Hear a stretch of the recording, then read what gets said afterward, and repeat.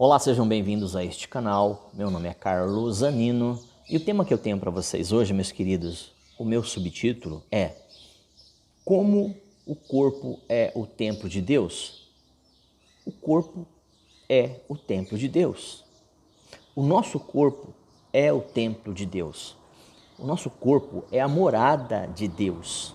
Tá? Então, assim, eu quero trazer para vocês alguns versículos mostrando e desmistificando que Deus não mora em templos feitos por mãos de homens, mas habita hoje no Novo Testamento, no coração de todo aquele que é salvo, daquele que foi selado com o Espírito Santo. Se você não conhece este canal, entra, se inscreva, toca no sininho de notificações.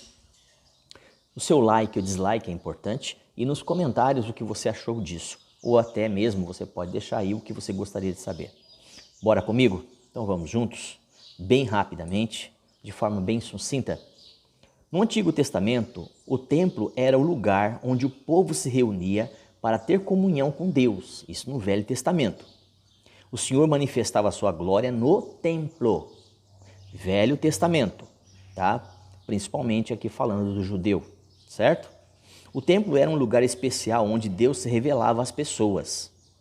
Quando Jesus morreu e ressuscitou, ele abriu um novo caminho para que todos possam ter um contato direto com ele. 1 Timóteo 2,5 fala sobre isso, de que Jesus é a ponte, a ligação entre Deus Pai e os homens na terra.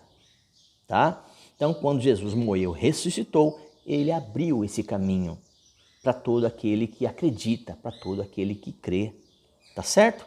Então, se nós formos olhar aqui, ó, quem crê, aceita a Cristo, entende e recebe, ele tem agora, morando dentro de si, o Espírito Santo, que faz dele a sua casa, que faz desta pessoa a sua morada. É diferente do Velho Testamento. Então, hoje a cristandade pega tudo, o Velho Testamento e o Novo Testamento, bate tudo no liquidificador e dá para o povo. E não é assim que funciona, tá certo? Então, eu quero deixar para vocês isso como uma reflexão. Então, cada crente, cada cristão torna templo de Deus, morada do Espírito Santo.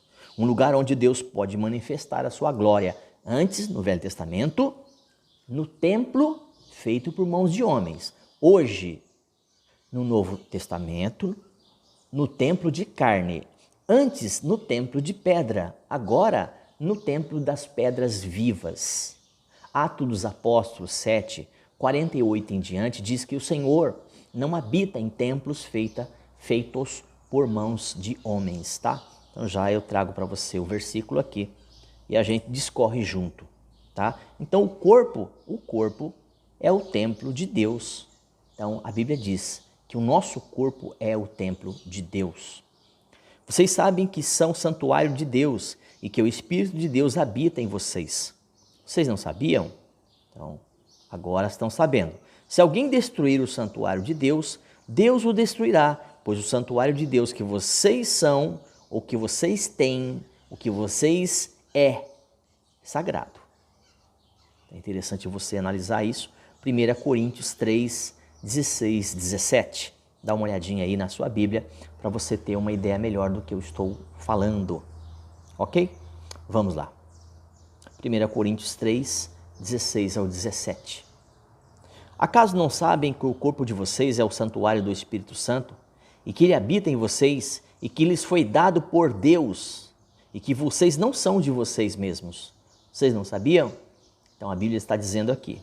Então vocês foram comprados por alto preço, portanto, glorifique a Deus com o seu próprio corpo. Não é glorificar a Deus em um templo de pedras, mas glorificar a Deus com o seu próprio corpo.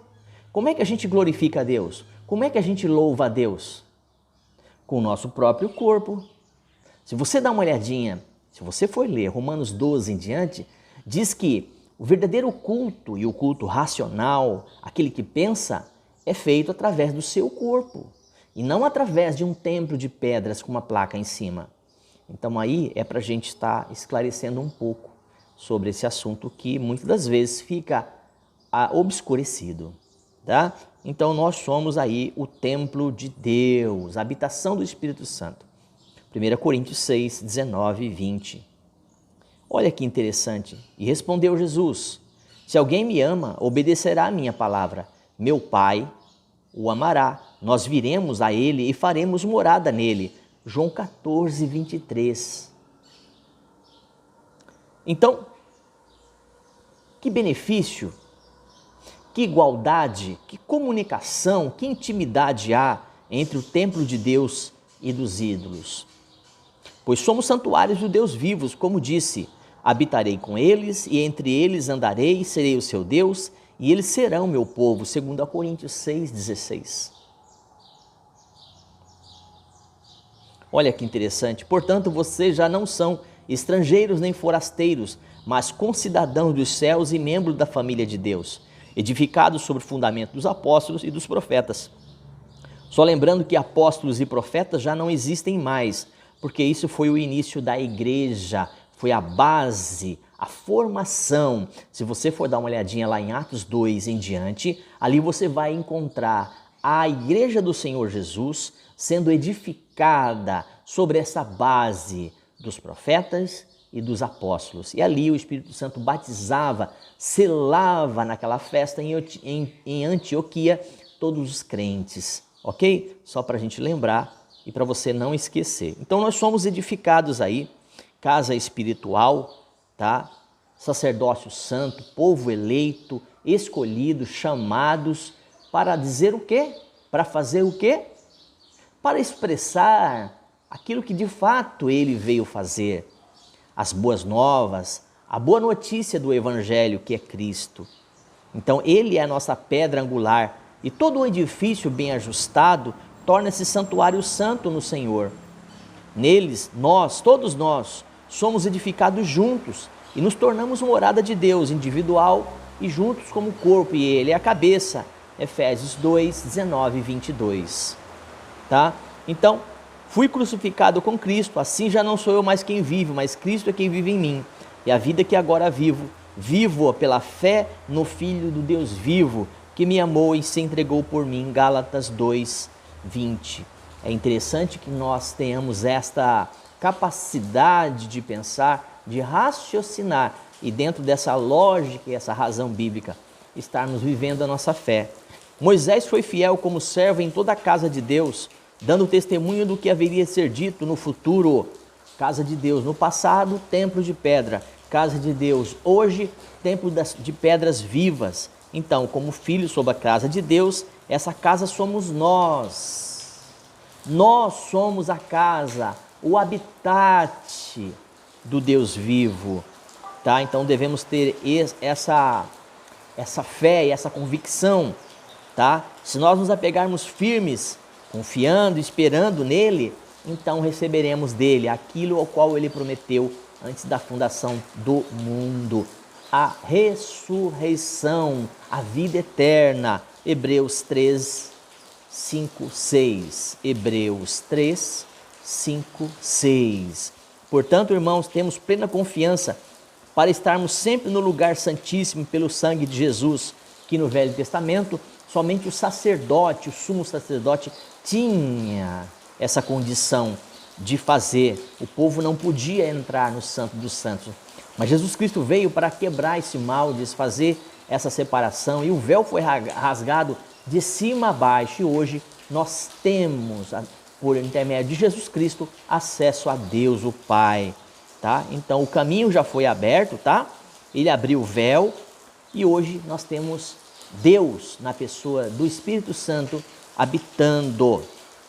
Assim, aproximamos de Deus com um coração sincero e em plena convicção de fé, tendo os corações aspergidos para purificarmos toda consciência e culpa, e nossos corpos lavados com água pura. A água pura aqui é a palavra, tá? Não é o batismo, mas a água aqui é a palavra que nos lavou, é a palavra que nos lava e que nos limpa. Hebreus 10, 19 a 22. Então, nós somos essa geração eleita. Hoje, sacerdócio real, nação santa, povo exclusivo de Deus, para anunciar as grandezas daquele que chamou das trevas para a sua maravilhosa luz. 1 Pedro 2, 9. Pois toda casa é construída por alguém, mas Deus é o edificador de tudo. Então Ele é que faz isso.